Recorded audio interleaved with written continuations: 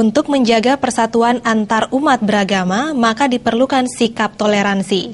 Menteri Agama Republik Indonesia Lukman Saifuddin menyatakan, toleransi antar umat beragama harus tetap dijaga dan toleransi menjadi sesuatu yang mutlak di negara yang majemuk ini.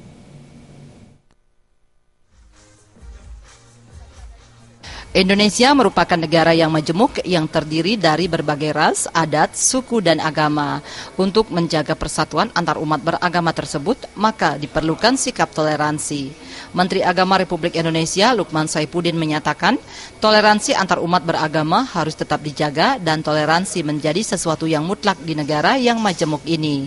Di tengah keberagaman ini, toleransi harus menjadi kesadaran setiap warga negara.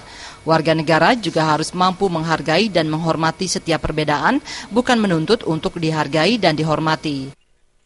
Kalau melihatnya secara makro, konteks Indonesia secara keseluruhan, sebuah bangsa yang sangat besar, tidak kurang dari 250 juta, dengan wilayah geografis yang sangat luas, maka sebenarnya kehidupan keagamaan yang kita rasakan sekarang ini harus kita syukuri. Jadi saya ingin pertama mengajak semua kita untuk bersyukur terlebih dahulu bahwa kerukunan ini bisa kita rasakan seperti sekarang.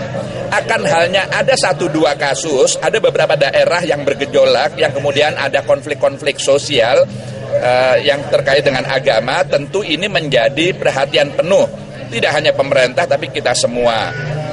Oleh karenanya kaitannya dengan toleransi, maka ini harus tetap kita jaga.